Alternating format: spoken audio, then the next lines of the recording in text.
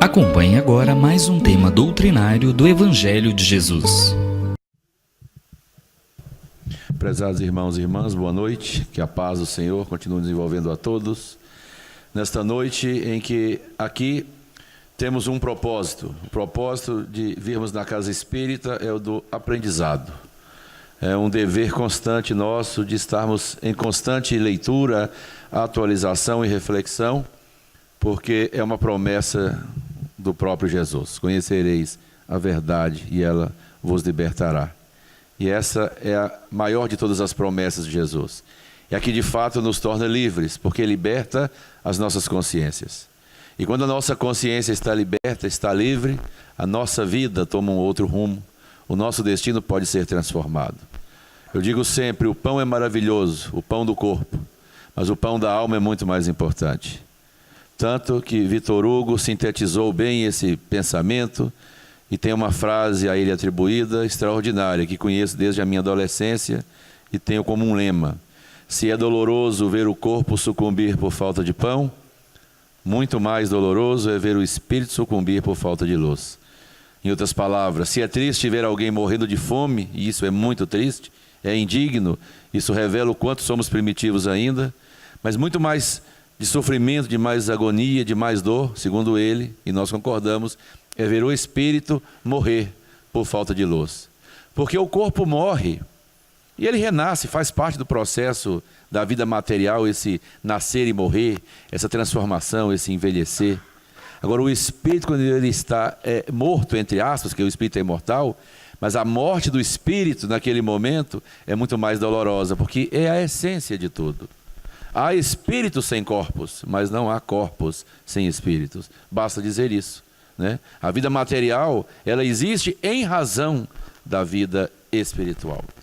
Então nós devemos estar sempre buscando essa melhoria, esse aprimoramento, filosoficamente conhecendo essas verdades que nos transformam, porque queiramos ou não, ao conhecermos essas verdades, a nossa vida se transforma. Nós não conseguimos ficar indiferentes em atitudes diante daquilo que conhecemos. Por mais que nós sejamos ainda um pouco preguiçosos no nosso agir, mas só da nossa consciência se transformar já é um grande passo dado. Nós fizemos uma proposta a partir de 2019 de falarmos em cada segunda-feira, que nos cabe falar, sobre um tema que esteja ligado a um momento da atualidade. E hoje, não sei se foi a Márcia que me inspirou, foi eu que inspirei a Márcia, ela me confessou que imaginava que eu falaria sobre isso, que é exatamente desencarnes coletivos. Quando ela me perguntou, eu disse a ela, ela falou, aí eu pensei que você ia falar sobre isso. Então, de fato, também aí não há um acaso, né? Então, houve uma sintonia e nós temos a ideia, né, a vontade de refletirmos um pouco a respeito desse assunto, que ele é muito falado no meio espírita, mas vale uma reflexão a mais hoje, em razão do momento que nós estamos vivendo aí há pouco mais de 2 semanas no Brasil, especificamente nesse último episódio de Brumadinho, de Minas, em que uma represa de rejeitos de mineração da companhia Vale acabou rompendo, e todos sabemos que muitas pessoas perderam os corpos, vamos assim dizer, muitos espíritos reencarnados desencarnaram nesse incidente, para mais de 100. Isso, para o que nós nos propomos, seria o que a gente chama de desencarnes coletivos. Antes de mais nada, eu pedi para que fosse feita uma leitura aqui do Evangelho. Ela é indispensável. Se eu não vou seguir a sequência do Evangelho, mas eu não posso falar nenhum tema que não tenha amparo no Evangelho. Essa é a nossa proposta aqui, falarmos do Evangelho. E esse capítulo 5, que é o capítulo Bem-aventurados aflitos, ele nos mostra que a aflição na terra, ela é uma realidade. Na verdade, ele nos mostra o que nós sabemos bem. Kardec, quando codificou o Espiritismo, ele fez uma classificação dos mundos, mais ou menos para se fazer compreender, né? E classificou a segunda categoria, depois de mundos primitivos, mundos de provas e expiações. A Terra, meus irmãos, é um mundo dessa categoria. Acima dela teriam ainda mundos regeneradores, que é onde se diz que estamos caminhando, não é para hoje, não é para amanhã, mas está logo adiante, e nós chegaremos lá certamente. Depois os mundos felizes, os mundos celestes, os mundos superiores. Então a Terra é um mundo de provas e de expiações. Nós não temos como negar isso. Por quê? Porque nós, espíritos que reencarnamos na Terra, estamos em sintonia com a Terra. Então a gente reclama muito do mundo que vivemos, das adversidades que temos, dos problemas, né? Porque a gente se julga, às vezes, talvez merecedor de coisas maiores do que aquelas que recebemos. A ingratidão ainda faz parte do nosso perfil psicológico. Então é muito comum as pessoas dizerem isso, lamentar estar aqui na Terra, criticar as pessoas, mas nós não podemos esquecer que a Terra é uma morada que nos foi dada por Deus. A Terra é uma morada que nos foi dada por Deus. E fazendo referência a Jesus, não podemos esquecer dele um momento sequer, senão as nossas palavras não têm fundamento. Ele também diz: na casa do Pai há muitas moradas, e a cada um será dado de acordo com as suas obras. Então é de Jesus essa afirmação, que a casa do Pai tem muitas moradas. Então a casa do Pai, para nós espíritas, que não sabemos tudo, mas já temos o conhecimento suficiente para compreender que Jesus não estava falando apenas do mundo espiritual, ou do céu ou do inferno, não. É muito mais do que isso, ele falava do universo. Então o universo, que é essa imensidão para nós infinito, nós não temos como avaliar, assim, com muita nitidez, a dimensão do universo, dos mundos que compõem o universo. E todo esse universo é a casa do Pai. E cada um dos seus filhos, espíritos, criados por Ele, simples ignorantes como nós, vivemos em um recanto desse universo, num mundo adequado às nossas necessidades. Então, primeiramente, nós estamos situados em um mundo, um orbe, que esteja de acordo com as nossas necessidades. E aí a gente é tentado, às vezes, a imaginar, e fica pensando assim, que Deus fica num trabalho bem artesanal, assim, nos classificando com a prancheta na mão, e fazendo anotações e dizendo quem vai para um lugar, quem vai para o outro, e parece que, como o universo é algo assim, como diz, incomensurável, seria um trabalho muito grande, assim, que a gente personaliza Deus, a gente torna Deus como um ser humano. A gente quer ver a atividade de Deus fazendo um paralelo com aquilo que a gente faz. Isso é até natural, porque é difícil imaginar o que a gente nunca viu. Sempre que alguém conta alguma coisa para a gente começa a criar uma imagem a respeito daquilo que está nos sendo contado. Os romances fazem isso.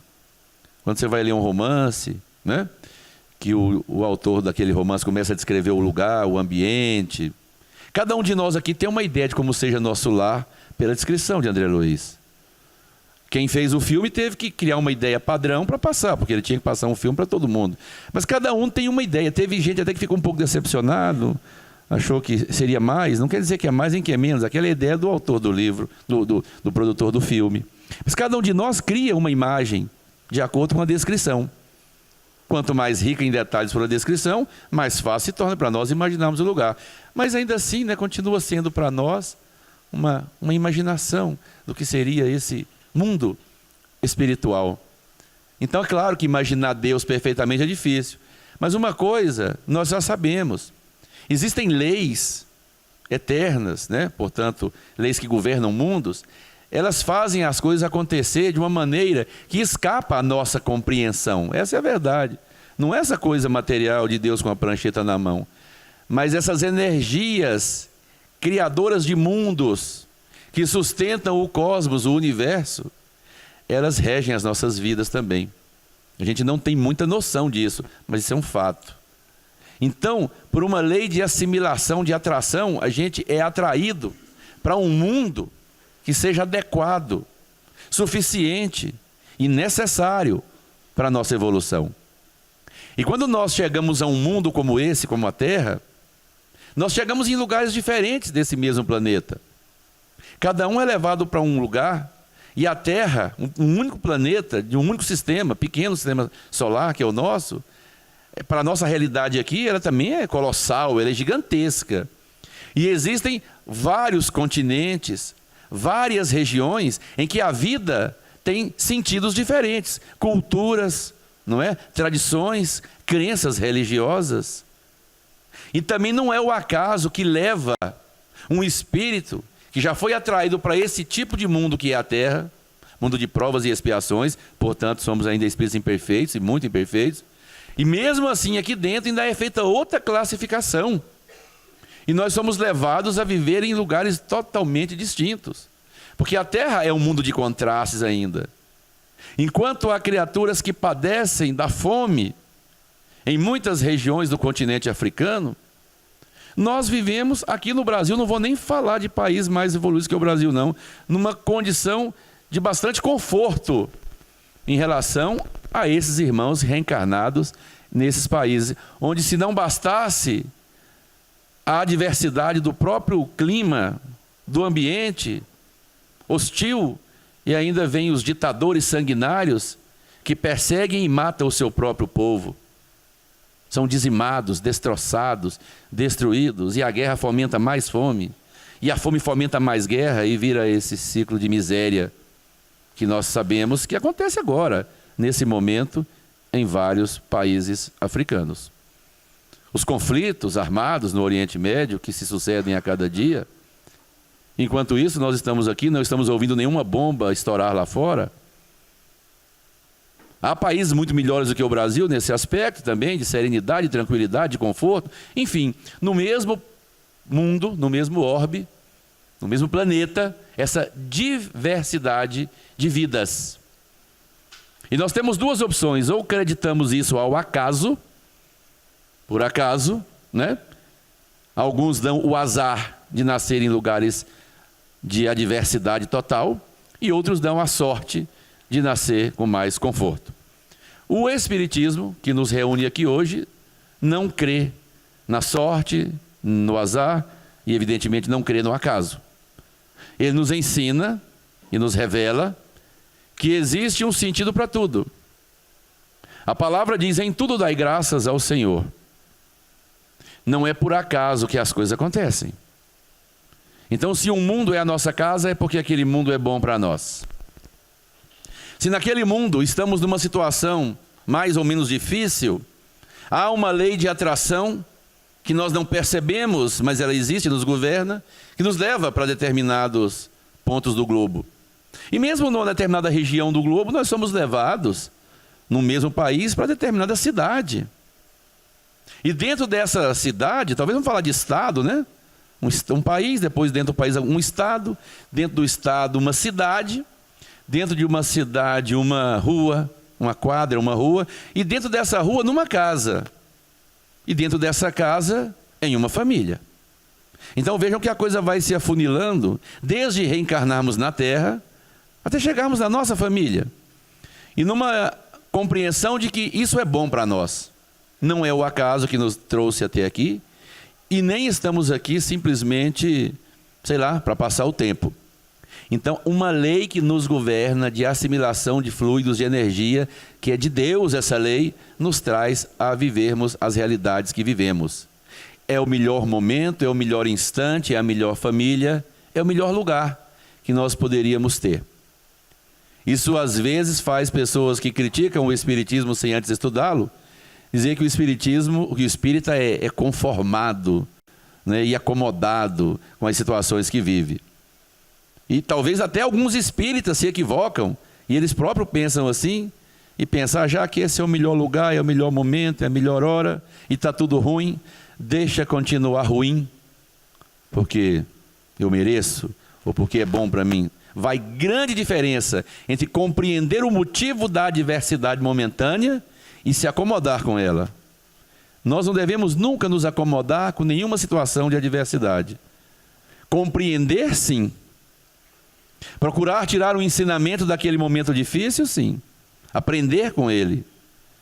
Nunca cair diante do problema, ficar rastejando no chão dizendo: é da vontade de Deus. Deus não quer que nós sejamos caídos. Deus não quer que nós soframos. Isso não é de Deus. Deus, o que Ele cria na riqueza da sua criação, é para todos. É o ar, é o sol, é a chuva, que brilha para justos e injustos, bons e maus. Tudo o que vem de Deus é bom, é igualitário. Agora, as diferenças somos nós que criamos. Os sofrimentos são frutos de nós mesmos. Diante desse contexto, então, primeiramente, para entender que Deus é bom. Sempre bom. mais do que bom e justo, e não nos faz sofrer, não nos dá pesadas punições, Ele apenas nos dá a vida. E dentro desse contexto de vida, a gente aprende com o Espiritismo que para evoluir você precisa reencarnar sem limite de vezes, não tem limite, isso não tem nenhum padrão absoluto. Enquanto houver necessidade, é como se a gente falasse, olha, o aluno vai estudar por tanto tempo, se não aprender porque é burro, então deixa ele para lá. Nem a pedagogia moderna de hoje aceita isso mais. E nós vamos então aceitar então isso, que o espírito tem uma chance, um número de chances limitada. Acabou, acabou. E aí, o que fica depois disso? Nada, vai ficar atrasado lá para trás. Não pode ser. Isso não cabe na nossa consciência, né? Então, quantas vezes a gente vai reencarnar? Quantas forem necessárias. Qualquer afirmação em número quantitativo, eu creio que é mera especulação. E não conheço nenhuma obra espírita séria que faça afirmação objetiva nesse sentido. Que é tantas encarnações. Não, não tem isso. Bom, se a gente reencarna muitas vezes, naturalmente a gente desencarna muitas vezes. Porque a gente não evolui numa única existência. Nós já falamos isso aqui. É necessário a gente desencarnar para oxigenar as ideias. Eu acho que é o mais importante é isso. É voltar lá, dar uma reorganizada, quando eu digo voltar lá na nossa verdadeira morada, que é o mundo espiritual, onde a gente tem mais facilidade de perceber as coisas, de compreender as coisas. Porque esse mundo material aqui, mesmo a gente conhecendo a palavra, tendo a noção, tendo convívio com o mundo espiritual, ele nos envolve muito. Ele é muito sedutor, ele nos aprisiona. E tem o sentido de ser assim também, porque senão a gente queria ir embora logo, sabe? A gente tem medo de morrer, tem medo de desencarnar. Esse medo é um pouco de instinto de sobrevivência. E nós precisamos dele. Se nós fugimos da vida material, essa vida pesada, densa, né? Então, isso faz parte. Mas a gente busca um novo alívio quando desencarna, se condiciona, se prepara e volta de novo para a luta da vida material. Então, reencarnar e desencarnar faz parte do processo evolutivo. Só que o desencarne ainda é um tabu para a maioria das pessoas. Mais ou menos intenso de acordo com a compreensão de cada um. Agora, quando nós falamos de desencarne coletivo, e aí criam-se muitas especulações, muitas possibilidades, muitas teorias. Primeiro que nós temos que entender que o desencarne é um fenômeno natural. Por que o corpo morre? Os espíritos respondem, quer dizer, por que há o desencarne? Quando é que há o desencarne? É pelo exaurimento das energias do próprio corpo. Isso é resposta dada pelos espíritos, no livro dos espíritos. Também vai haver o desencarne quando algum órgão vital, essencial, indispensável do corpo, daqueles que não dá para ser lesado e continuar a vida física, é atingido de alguma forma. O cérebro, o coração, por exemplo. Então não tem como. Se a lesão é de tamanha importância que não permite que a vida continue, o que acontece com o corpo? O corpo morre. E quando o corpo morre, o que acontece conosco, o espírito? Nós somos libertados do corpo. Não é quando o espírito sai do corpo que o corpo morre. É quando o corpo morre que o espírito sai do corpo. Tenta sair do corpo para ver se você consegue. Faz força, tenta sair. De vez em quando a gente se sente meio aprisionado, meio preso nesse corpo, que é uma jaula de músculos e ossos, como dizia seu Jair, e de certa forma é isso mesmo. Mas enquanto essa jaula estiver rígida, forte, a gente não sai. Não sai. Então a morte do corpo faz com que a gente se liberte. Quando eu digo a gente, o espírito. E nós estamos ligados a esse corpo através do perispírito, que é um elo que liga nós, o espírito, ao corpo. Então o desencarne vai haver sempre. Não tem como. Reencarnou, desencarna. Porque tudo que é material é suscetível desse ciclo de transformação. Tudo que é material nasce, desenvolve, vive, envelhece, decompõe, volta para a natureza, recompõe e forma de novo. Tudo é assim, o corpo também. Só que o desencarne coletivo choca mais a nossa sensibilidade, sem dúvida nenhuma.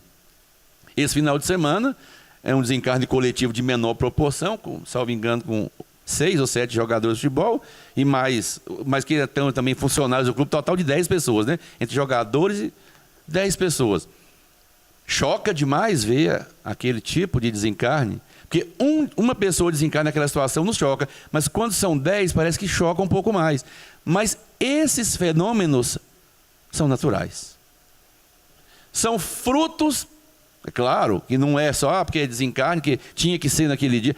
As coisas caminham para as pessoas se unirem em circunstâncias que talvez elas não consigam sair dali. Mas por trás disso existe uma responsabilidade, é claro, que vai ser apurada, da Vale, do Clube Flamengo. Nós tivemos aquele tsunami na Indonésia em dezembro de 2004, no dia 26 de dezembro de 2004, logo depois do Natal. 230 mil mortos. 230 mil mortos. E quanto mais o país é pobre, mais esses cataclismas levam pessoas à morte. Porque eles não têm sistema de alarme, não tem nada. Acontece num país primeiro mundo, morrem pessoas, mas é muito menos. Nós tivemos no Haiti, em 2010, 200 mil mortos naquele terremoto do Haiti. Nós podemos citar inúmeras situações de pessoas, ou de episódios, que milhares de pessoas morreram. Isso para falar em cataclismas, em fenômenos da natureza. Sem contar os acidentes aéreos, onde normalmente morrem mais de 100 pessoas, conforme o tamanho da aeronave, dezenas de pessoas. E essas mortes, elas são diferentes individualmente, para cada um não. Fechou-se um ciclo.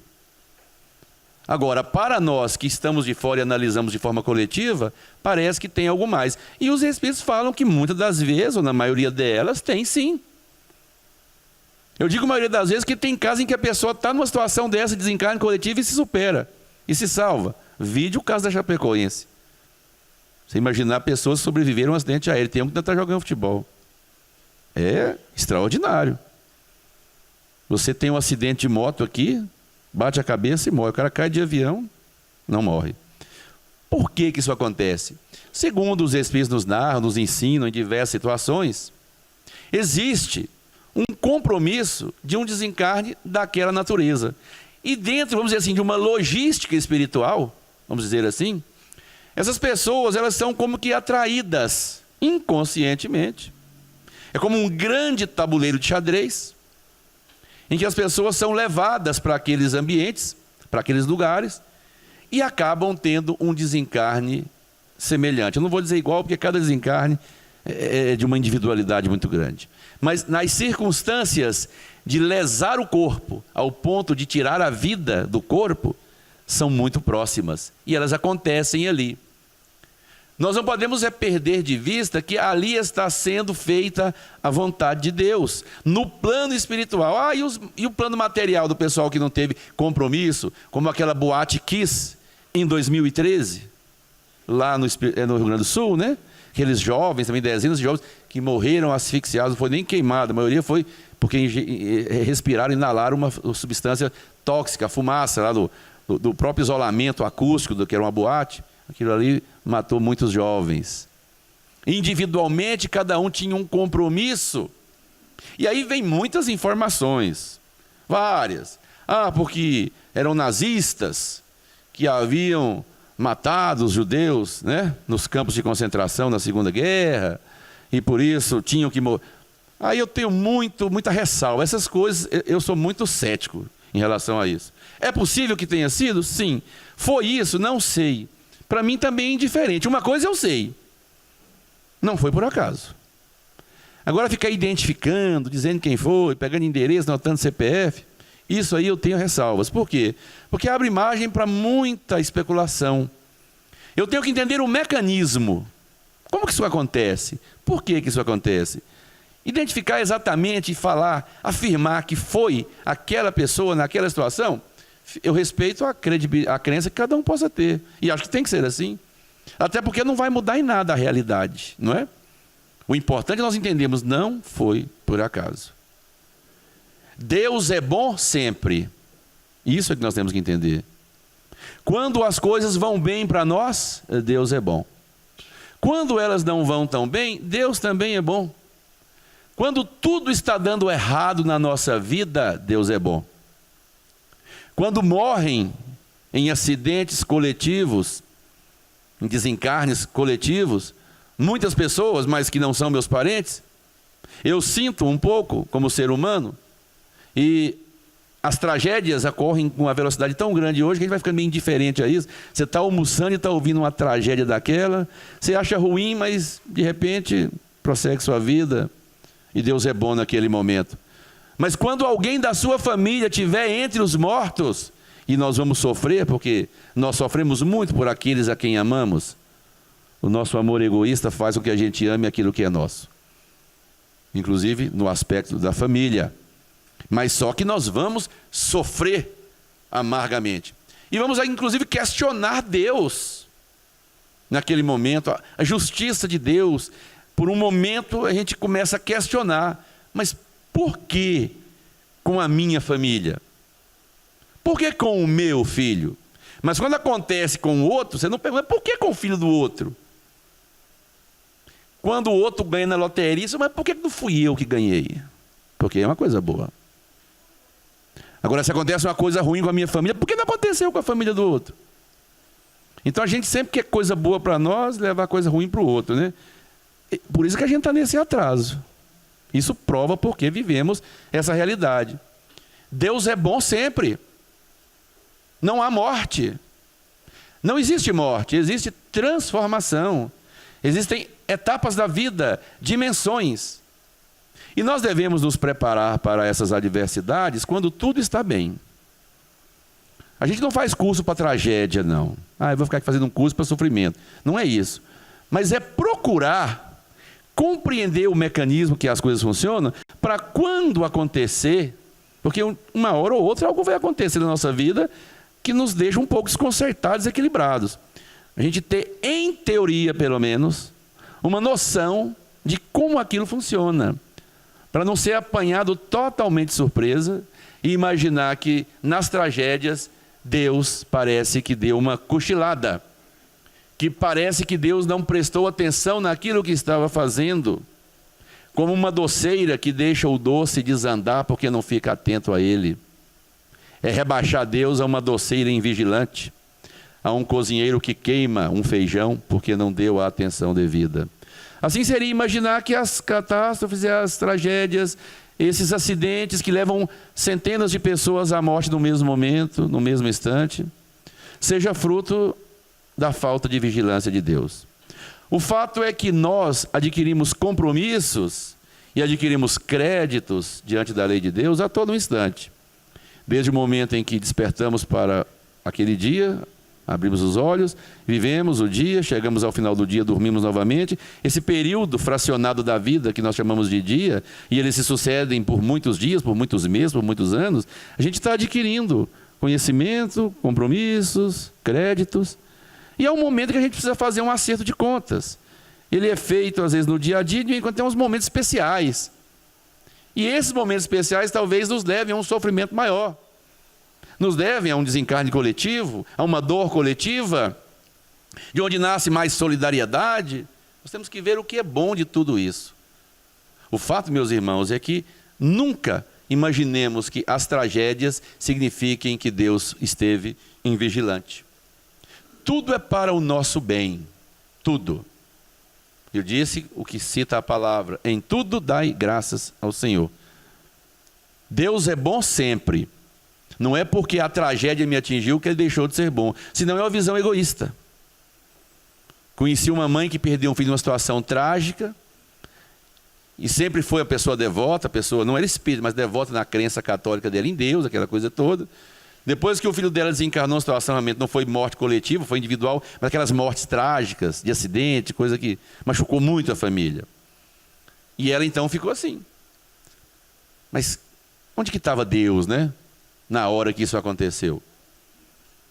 Então você condicionar Deus a ser o protetor individual.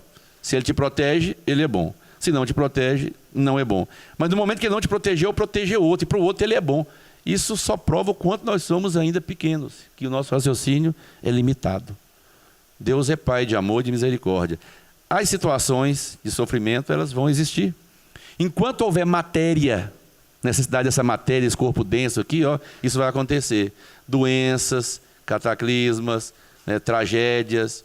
Quanto mais elevado é o espírito, menos sujeito ele é à matéria. Então ele não está sujeito à decomposição, à transformação, ao apodrecimento que o corpo tem, ao envelhecimento.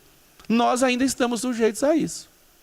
O espírito puro vive numa situação, num mundo também próprio, de acordo com a condição dele, que lá não tem nada disso. Lá é tudo bom.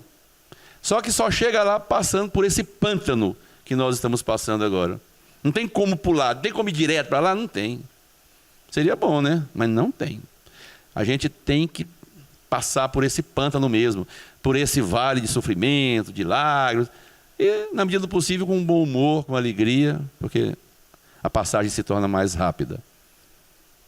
Os desencarnes individuais ou coletivos têm a mesma finalidade: resgatar o espírito para a vida espiritual, para condicioná-lo, para que ele volte à vida material e faça esse processo de idas e vindas quantas vezes fizer necessário, para que ele cresça, para que ele possa, de fato, um dia, todos nós, cumprirmos aquilo que Jesus nos prometeu. Vós sois deuses, podeis fazer o que eu faço e muito mais. Que Jesus nos ampare e nos proteja hoje e sempre.